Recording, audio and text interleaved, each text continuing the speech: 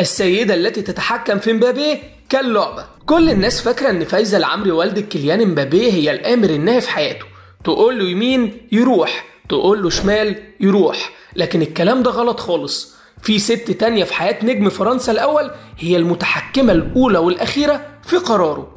البداية سنة 2015 والدة مبابي فايزة العمري حست ان ابنها هيبقى لاعب مش عادي وهيأثر في تاريخ فرنسا، وهيبقى واحد من المواهب اللي هتنافس في يوم من الايام ميسي وكريستيانو. وعشان تقدر تبني لاعب بحجم الاتنين دول مش مهم انك تبقى مهاري او احسن لاعب في جيلك، بس لازم يبقى معاك محامي شاطر يقدر يسوقك ويدافع عن حقوقك. ومن هنا قدرت توصل لأهم محامية بتدافع عن حقوق الرياضيين الفرنسيين، وهي ميسز ديلفين فيرهايدن. ودي الست اللي بتحولك من نجم رياضي لمؤسسة كاملة ماشية على الأرض، وده اللي قدرت تعمله مع مبابي. أنا الزعيم. عارفين مسرحية الزعيم بتاعت عادل إمام؟ أهي دي بقى فيرهايدن.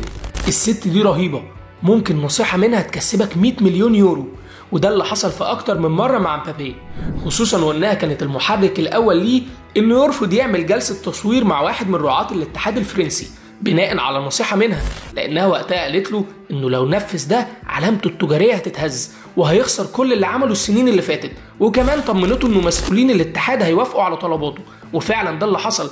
هي عارفة هي بتعمل إيه كويس وإمتى وإزاي. شركة مش لاعب. فيرهايدن قالت لمبابي انا هحولك لشركه، مش لمجرد لاعب كره والسلام، لا ده انا كمان هعمل منك علامه تجاريه تناسب شكلك وثقافتك اللي جايه من افريقيا. وبالفعل شركه مبابي رفعت شعار انا رياضي مثالي، مش بحب المراهنات ولا الوجبات السريعه ولا الخمور. يمكن يكون مبابي مش اكتر لاعب عنده رعاه، لكن هو اكتر لاعب بيتم استغلال حقوق صورته، يمكن اكتر من ميسي وكريستيانو. يعني اللي بياخد صورته ناس معدوده وعلامات تجاريه معينه، مش هيصه والسلام، لا هو عمل لنفسه قواعد مش بيخرج عنها.